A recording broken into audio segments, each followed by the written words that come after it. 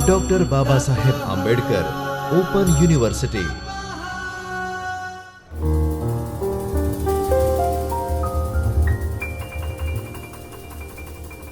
Doctor Baba Saheb Ambedkar open university ચૈતન્ય studio તરફથી હું doctor બીના પટેલ આપનું સ્વાગત કરું છું.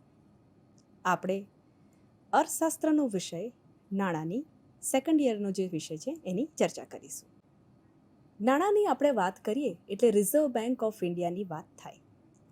રિઝર્વ બેંક ઓફ ઇન્ડિયાએ કેટલાક માપદંડ આપ્યા છે કે નાણાંને કયા કયા માપદંડમાં જોવામાં આવશે. તો સૌથી પહેલાં એના માપદંડમાં આપણે જોઈએ M0, જેને કહેવાય છે રિઝર્વ મની. બીજા શબ્દોમાં આપણે એને કહીએ હાઈ પાવર્ડ મની, એટલે કે આધારગત નાણું, જેમાં સમાવેશ થાય છે ચલણી નોટો અને સિક્કા, જે કોના દ્વારા બહાર પાડવામાં આવે છે? RBI દ્વારા બહાર પાડવામાં આવે છે.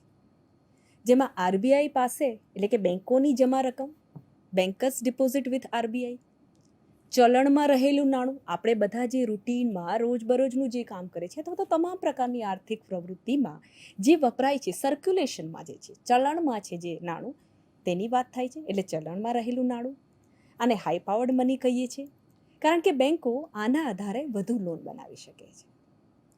બીજી વસ્તુ, આ નાણું બહુ તરલ છે, લિક્વિડ છે, એટલે સરળતાથી એક વ્યક્તિ બીજા વ્યક્તિને, બીજા વ્યક્તિ ત્રીજા વ્યક્તિને, એવી રીતે કરીને આર્થિક ગતિઓનો વ્યાપ વધારી શકાય છે. એટલે બહુ લિક્વિડ ફોર્મમાં છે, એ બહુ જલ્દી તરલ છે, ઇઝીલી ટ્રાન્સફર થઈ શકે છે. તો અહીંથી એના માપદંડ શરૂ થાય છે. તો પહેલું આવશે M1, એટલે કે નેરો મની, જેને કહેવાય છે સંકુચિત નાણાં. માપદંડ તરીકે આપણે જોઈએ તો એ સંકુચિત પ્રમાણ છે, કારણ કે એમાં આવશે જનતાના હાથમાં રહેલી ચલણી નોટો અથવા તો સિક્કા. ડિમાન્ડ ડિપોઝિટ્સ, જે ચેકિંગ ખાતામાં છે, કરંટ ખાતામાં છે, ઓવરડ્રાફ્ટ છે, CC છે વગેરે.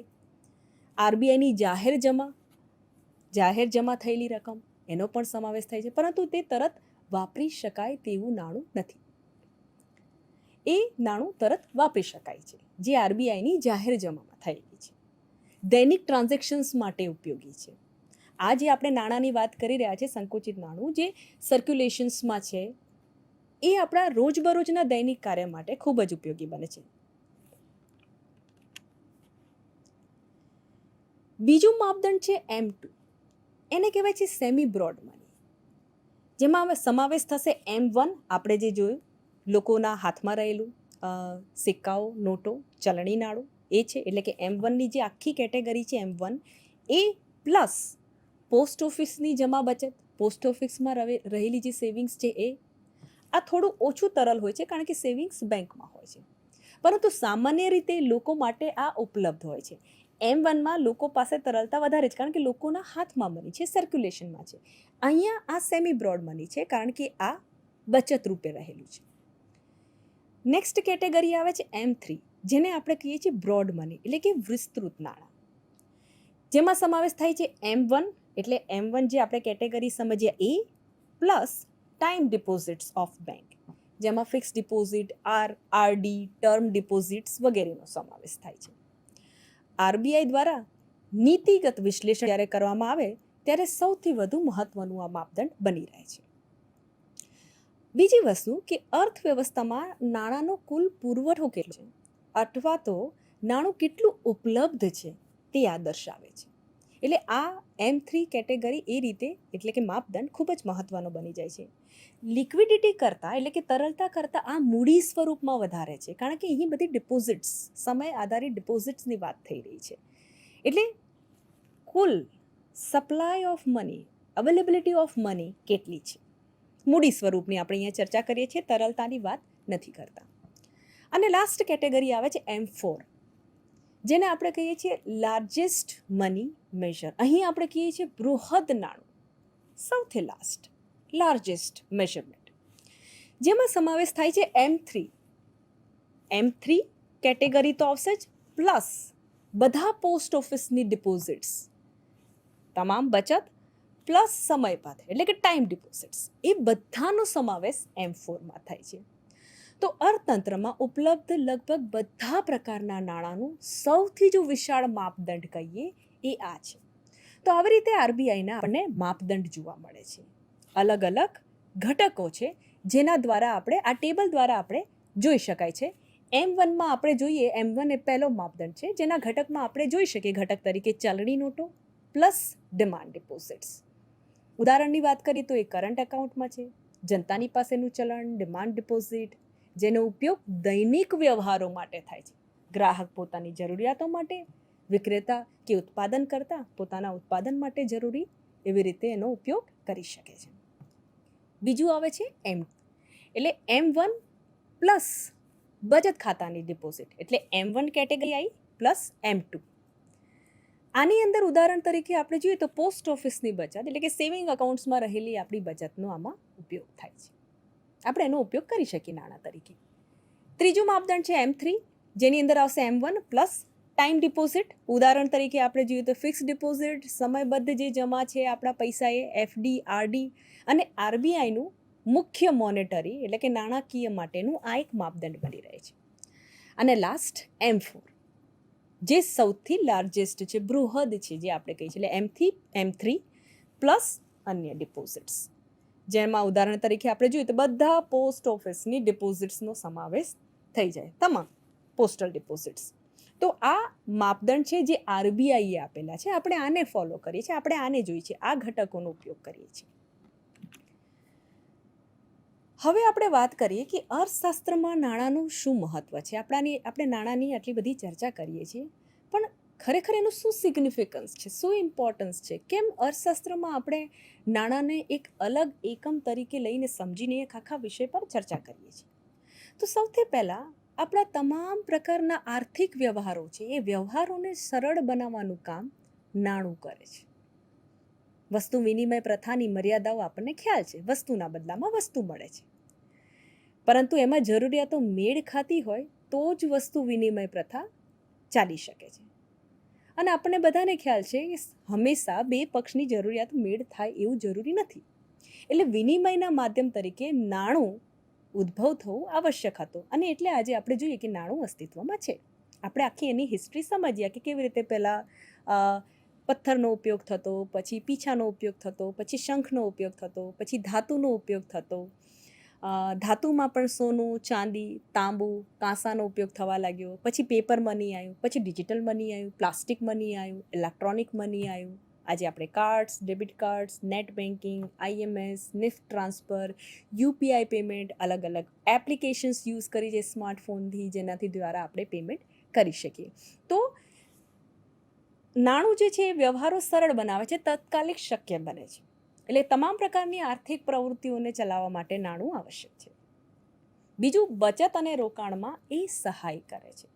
આપણે બચાવવું હોય તો પૈસા આપણે બચાવી શકાય, એ બગડી ના જાય, આપણે એને સાચવી શકીએ, એને સંગ્રહ કરી શકીએ. એટલે બચત માટે પણ નાણાં બહુ જરૂરી છે. અને એ બચતને જો આપણે રોકાણ કરીએ, એ બચત જે આપણે સાચવી રાખીએ, એને બેંકમાં રાખીને આપણે રોકાણ કરીએ તો એના બદલામાં આપણને વળતર મળે છે. એટલે રોકાણમાં પણ નાણું સહાય કરે છે. એવી રીતે બેંક અને બજારમાં રોકાણ સરળ બને છે. આપણે જેવું બેંકમાં પૈસા મૂકીએ, બેંક આપણને એનું ચોક્કસ વળતર આપે છે, અને બેંક એ પૈસા એટ ધ સેમ ટાઈમ ધંધાકીય પ્રવૃત્તિઓ માટે બહાર લોન સ્વરૂપે બહાર આપે છે. ઘણા બધા પર્પઝથી લોન આપણને મળી રહે છે, જેના પર બેંક ચોક્કસ પર્સન્ટેજ વ્યાજ લે છે. એટલે બેન્કિંગ પ્રવૃત્તિઓ પણ વિકસે છે અને લોકોની જરૂરિયાતો પર પૂર્ણ થાય છે. તો બચત અને રોકાણને સહાયક બને છે નાણું. બીજું, ભાવ સ્થિરતા જાળવે છે. નાણાંથી જ આપણને ખ્યાલ આવે કે વસ્તુનો જે ભાવ છે, વસ્તુ કે સેવાઓ, એની કિંમતો વધી રહી છે કે ઘટી રહી છે, એનું માપદંડ નાણું છે. જેમ આપણે વાત કરી કે 60 રૂપિયા કિલો ચોખા છે, તો એ આજે એનો ભાવ છે. 5 વર્ષ પહેલાં એ ચોખાનો ભાવ 35 રૂપિયા કિલો હતો, અને ભવિષ્યમાં એ ભાવ વધીને કેટલો થશે, તો આ ભાવ આપણને નાણાંથી ખ્યાલ આવે. એટલે એક પ્રકારે નાણાં પણ ભાવ સ્થિરતાનું કામ કરે છે, જેનાથી આપણને અંદાજ આવે કે ભાવો વધી રહ્યા છે, ઘટી રહ્યા છે, કે એ સ્થિરતા જાળવી રહ્યા છે. તો બજારમાં જ્યારે ભાવમાં અસ્થિરતા આવે એટલે આપણને તરત ખબર પડે અને આપણે એને અનુરૂપ પગલાં લઈ શકાય, સરકાર યોગ્ય પગલાં લઈ શકે છે. તો એટલા માટે નાણું અર્થતંત્રમાં મહત્ત્વનું બને છે. બીજું, આવક અને સંપત્તિનું વિતરણ કોની પાસે કેટલી આવક, એટલે કોની કેટલી સેલરી છે, કેટલી આવક છે, એ નાણાંમાં આપણે જોઈએ છીએ. એટલે આપણને ખબર પડે છે કે ભાઈ આમની ફોર એક્ઝામ્પલ કોઈ વ્યક્તિ મહિને પૂરું કામ કરે છે અને એની સેલરી 30,000 છે, એટલે 30,000 રૂપિયા નાણું એની પાસે આવે છે. તો આપણને ખબર પડે છે એ વ્યક્તિ પાસે આવક કેટલી જાય છે. આવી રીતે અર્થતંત્રમાં કુલ પર્સન્ટેજ જે પોપ્યુલેશન છે, વસ્તી છે, એમની કુલ માથાદીઠ આવક કેવી છે, પર પર્સન આવક કેટલી છે, દેશની રાષ્ટ્રીય આવક કેવી છે, સંપત્તિનું વિતરણ કેવી રીતે થયું છે, લોકો પાસે કેટલી સંપત્તિ રહેલી છે, જેને દ્વારા આપણે નાણાં દ્વારા જાણી શકાય છે, માપી શકાય છે કે ભાઈ આટલા લોકો પાસે દર મહિને 50,000 આવક આવે છે, આટલા વ્યક્તિઓ પાસે ઘર છે, યોગ્ય નોકરી છે, આટલા વ્યક્તિ મધ્યમ કેટેગરીમાંથી ઉપરની કેટેગરી પર આવી ગયા છે, એટલે એમની ઇન્કમ 50,000થી વધીને લાખ રૂપિયા થઈ ગઈ છે. તો આ બધા માપદંડ ખરેખર આપણને નાણાંથી ખ્યાલ આવે છે. તો એક રીતે આર્થિક અસમાનતા ઘટાડવા માટે નાણું મહત્વનું બને છે. આપણને એનો અંદાજ આવે છે. ગરીબી કેટલી છે, ગરીબી રેખા નીચે જીવનારા કેટલા છે, ગરીબી રેખામાંથી ઉપર આવી ગયેલા પર્સન્ટેજ ઓફ પોપ્યુલેશન એટલે કે વસ્તી કેટલી છે એ જાણી શકાય છે. એટલે અર્થશાસ્ત્રમાં મહત્વનું બને છે. રાષ્ટ્રીય આવક આપણે માપી શકીએ છીએ. દેશમાં કૃષિ ક્ષેત્ર, ઔદ્યોગિક ક્ષેત્ર અને સેવા ક્ષેત્ર, એટલે ત્રણેય દ્વારા જે પણ વસ્તુઓ અને સેવાઓનું ઉત્પાદન થાય છે તેનું બજાર મૂલ્ય આપણે જોઈએ છીએ અને તેના દ્વારા આપણે માપીએ છીએ કે આપણને કેટલી આવક થઈ. તો રાષ્ટ્રીય આવકની સ્થિતિ માપવા માટે પણ નાણું મહત્વનું છે, જે આપણા વિકાસનું એક મેઝરમેન્ટ, એક માપદંડ બને છે કે આપણે ખરેખર વિકાસ કરી રહ્યા છીએ કે નથી કરી રહ્યા. તો એક માપદંડ બની જાય છે જેના માટે નાણું આવશ્યક બને છે. બીજું, દેશના આર્થિક આયોજન માટે મહત્વપૂર્ણ સાધન, સરકારની નીતિ નિર્માણ માટે મદદરૂપ બને છે કે ભાઈ દેશમાં સ્ત્રી શિક્ષણ વધારવું છે કે આંતરમાળખાને વધારે મજબૂત કરવું છે કે કૃષિ ક્ષેત્રને હજી મજબૂત બનાવવાની જરૂર છે, કયા ક્ષેત્રમાં કેટલા પૈસા ફાળવવા છે. તમામ પ્રકારની આર્થિક નીતિ, જે પણ અંદાજપત્ર નક્કી કરવામાં આવે છે, જે પણ બજેટ બને છે, તેના માટે નાણું આવશ્યક બને છે. બીજી વસ્તુ, વપરાશી ખર્ચ. નાણાં દ્વારા જ આપણને ખબર પડે ને કે વ્યક્તિ ખરેખર કેટલા ખર્ચી રહ્યો છે. એની જે જરૂરિયાતો છે જીવવા માટેની, એ જરૂરિયાતો એ મેળવી રહ્યો છે કે નથી મેળવી રહ્યો, એનો આધાર પણ નાણાં છે. કારણ કે એને જે આવક મળે છે એ આવક એ વ્યક્તિ ખર્ચે છે. તો જેટલું એનું વપરાશી ખર્ચ વધારે, આપણે એવું કહી શકીએ કે એ એની જરૂરિયાતો પૂરી કરવા માટે સક્ષમ છે, એટલે એની પાસે પર્યાપ્ત આવક પ્રાપ્ત થઈ રહી છે. તો વપરાશી ખર્ચનું માપદંડ મેળવવા માટે પણ નાણાં આપણને એક નિર્દેશક બની રહે છે. આ ઉપરાંત ઉત્પાદન કરવા, વેપારીઓ દ્વારા, નિયોજક દ્વારા કેટલું ઉત્પાદન કરવું, કેટલા પ્રમાણમાં કરવું, કેવી રીતે ખર્ચ ઘટાડવો વગેરેના માપદંડ તરીકે નાણું ઉપયોગી બને છે. આ ઉપરાંત રાજકોષીય નીતિ જેનું ગઠન સરકાર કરે છે, એટલે કે રાજ્યની આવક, ખર્ચ અને દેવા અંગેની નીતિ.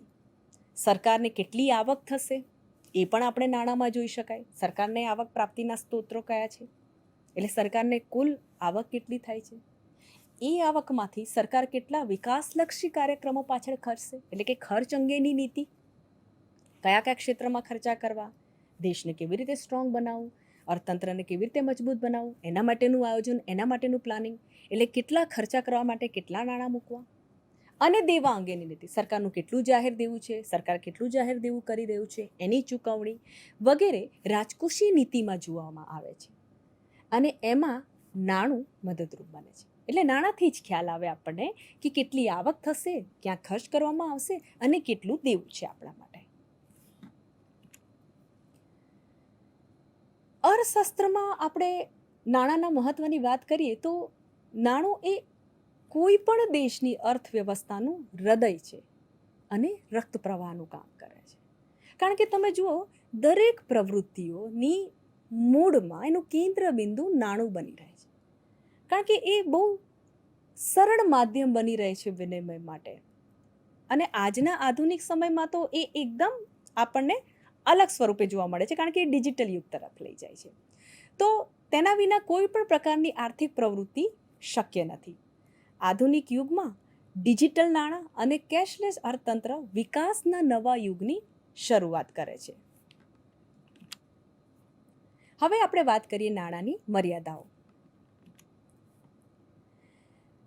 જેમ એનું મહત્ત્વ છે એમ એની મર્યાદાઓ પણ છે. તો સૌથી પહેલાં આપણે કહીએ કે નાણાંની ખરીદ શક્તિ સ્થિર નથી, ઇન્સ્ટેબિલિટી ઓફ વેલ્યુ, કારણ કે નાણાંની ખરીદ શક્તિ સમયાંતરે બદલાયા કરી છે. પહેલાં આપણે એમ કહેતા કે 100 રૂપિયામાં બહુ બધી વસ્તુઓ આવતી, આજે 100 રૂપિયાનું એટલું મૂલ્ય નથી. પહેલાં તો લોકોનો પગાર 65 રૂપિયા 100 રૂપિયાની અંદર હતો. આપણે એમ કહેતા કે 65 રૂપિયામાં ઘર ચાલતું હતું. નાણાંની ખરીદ શક્તિ વધારે હતી. અને આજે આપણે કહીએ કે 100 રૂપિયામાં કંઈ આવે છે, નથી આવતું. આવે છે પણ એ આપણી એટલી બધી જરૂરિયાત પૂરી ન કરી શકીએ. તો નાણાંની ખરીદ શક્તિ સ્થિર નથી, નાણાંનું મૂલ્ય સમયાંતરે બદલાયા કરે છે. એવી રીતે મોંઘવારી કે ઘટતી કિંમતો એટલે કે ડિફ્લેશનને કારણે નાણાંનું મૂલ્ય વધઘટ કરે છે. પરિણામે નાણાં સાચવવાની ક્ષમતા પર અસર કરે છે. 5 વર્ષ પહેલાં 100 રૂપિયામાં 10 કિલો ચોખા મળતા હતા અને આજે માત્ર 5 કિલો મળે છે. એટલે આપણે કહી શકીએ કે એની ખરીદ શક્તિ સ્થિર નથી. બીજું, નાણાંનો દુરુપયોગ શક્ય છે, પોસિબિલિટી ઓફ મિસયુઝ. નાણાંને કારણે કરપ્શન, ભ્રષ્ટાચાર, લાંચ, બ્રાઇબરી, કાળો ધંધો એટલે કે બ્લેક મની વગેરે જેવા પરિબળો બહુ અસર કરે છે અને એ નકારાત્મક પ્રભાવ વધારી શકે છે અર્થતંત્રમાં. લોકો અયોગ્ય માર્ગે સંપત્તિ એકત્રિત કરવા પ્રયત્ન કરે છે. તો આ એના મર્યાદાઓ બની જાય છે. બીજી વસ્તુ, વધારે પડતું મહત્ત્વ નાણાંને આપવું. નાણાં જીવનમાં સુખનું એક માપદંડ બની જાય છે. માનવીના મૂલ્યો, એની નૈતિકતા, એના સામાજિક સંબંધો એ બધા નબળા પડે છે, કારણ કે આપણે સુપિરિયરિટી કોને માનીએ છીએ, ઇમ્પોર્ટન્સ કોને આપીએ છીએ, નાણાંને આપીએ છીએ. આપણે એમ કહીએ છીએ નાણું જ બધું છે, પણ નાણું બધું નથી. એના દ્વારા આપણી જીવનની જરૂરિયાત સંતોષાય છે. એક સાધન છે ને, ટૂલ તરીકે કામ કરવું. તો લોકો પૈસા માટે પરિવાર, સામાજિક સંબંધો વગેરેને અવગણે છે. આ એની મર્યાદા બની રહે છે. નાણાકીય સમાનતા, ઇકોનોમિક ઇનઇક્વાલિટી ઊભી થાય છે અર્થતંત્રમાં. નાણાંના અયોગ્ય વિતરણને કારણે ધનિક વધુ ધનિક બને છે, ગરીબ વધુ ગરીબ બને છે અને સંપત્તિનું કેન્દ્રીકરણ થાય છે, જેના લીધે સમાજમાં એક પ્રકારનું અસંતુલન ઊભું થાય છે. ધનિક ગરીબના પ્રશ્નો આપણને બધા ખ્યાલ છે, આપણે બધા એને સમજી રહ્યા છે કે ભાઈ આ વધારે ધનિક છે ને આ ગરીબ છે. તો આ એક ઇકોનોમિક ઇનઇક્વાલિટી ઊભી થાય છે. બીજું, આર્થિક સંકટનું કારણ, સોર્સ ઓફ ઇકોનોમિક ક્રાઇસિસ. ક્યારેક નાણાંની અતિશય સપ્લાય, અતિશય પુરવઠો વધી જાય અથવા તો અછતથી બજારમાં અસ્થિરતા આવે. જો વધારે પુરવઠો ઉપલબ્ધ થાય તો એ સમસ્યા ઊભી થાય છે અને એકદમ ઘટી જાય તો અછતની સમસ્યા ઊભી થાય છે. એટલે એને મેન્ટેન રાખવું બહુ મહત્ત્વનું બની જાય છે. જેમ કે બેન્કિંગ સંકટ, સ્ટોક માર્કેટ ક્રેશ, મોંઘવારી વગેરે આ બધી સમસ્યાઓ જોડાયેલી છે. નાણાં દરેક જરૂરિયાત પૂરી નથી કરી શકતું. Not everything can be bought through money. So કેટલીક વસ્તુઓ નાણાંથી મળી શકતી નથી. જેમ કે આપણે કહીએ, મૂલ્યોની વાત કરીએ, પ્રેમ, વિશ્વાસ, સન્માન, માનવીય ભાવનાઓ વગેરે પૈસાથી ના ખરીદી શકાય. તમે મિત્રતા ખરીદી નહીં શકો, ભલે આપણી પાસે કેટલા પણ પૈસા હોય. બીજી વસ્તુ, નકલી નાણાંનો ખતરો, ફેક કરન્સી. નકલી નોટો અર્થતંત્ર પર નકારાત્મક અસર કરે છે, લોકોનો વિશ્વાસ ઘટે છે અને ધીરે ધીરે વેપાર, ઉદ્યોગ, ધંધા ધીમા પડે છે. અને લાસ્ટ, ડિજિટલ નાણાંની પણ મર્યાદાઓ છે. આપણે ઓનલાઈન ટ્રાન્સફરની વાત કરી, પણ એની પણ ઘણી લિમિટેશન્સ છે. જેમ કે ઇન્ટરનેટ, ટેકનોલોજી એ આધારિત આપણે જોઈએ છીએ. એટલે સાયબર ફ્રોડ થાય છે, હેકિંગ થાય છે. આપણે બધાને ખ્યાલ છે, અકાઉન્ટ હેક થઈ જાય છે, ફ્રોડ થઈ જાય છે, અકાઉન્ટ્સમાંથી પૈસા જતા રહે છે, પાસવર્ડ ભૂલથી શેર થઈ જાય છે, લોકો આપણો પિન લઈ લે છે. તો ઘણા બધા પ્રશ્નો ઊભા થાય છે ડિજિટલ મનીથી પણ. એટલે દરેક વ્યક્તિ પાસે બીજી વસ્તુ કે સ્માર્ટફોન ના હોય, ઇન્ટરનેટના પૈસા ના હોય, તો એ વખતે એ ડિજિટલ મની કે ડિજિટલ ટ્રાન્સફર નહીં કરી શકે. તો આ પ્રકારની એક અર્થતંત્રમાં અસમાનતા ઊભી થાય છે. તો આ બધી નાણાંની મર્યાદાઓ છે અને મર્યાદાઓની આપણે ભલે વાત કરી, પણ સાથે સાથે નાણાં એ માનવજાત માટે ખરેખર આશીર્વાદ છે. પરંતુ તેનો યોગ્ય ઉપયોગ ન થાય તો તે આર્થિક અને સામાજિક સમસ્યાઓ ઊભી કરી શકે છે. એટલે જ તો કહેવાય છે કે નાણાંને સાધન એટલે કે મીન્સ તરીકે જુઓ, લક્ષ્ય તરીકે નહીં. બસ તમે એનો સાધન તરીકે ઉપયોગ કરો, જેનાથી તમારું જીવન ઉચ્ચતમ બને. એટલે તમારી જરૂરિયાતો પૂર્ણ કરવાનું એક સાધન છે, પરંતુ એને જીવનનું લક્ષ્ય ન બનાવો. Thank you.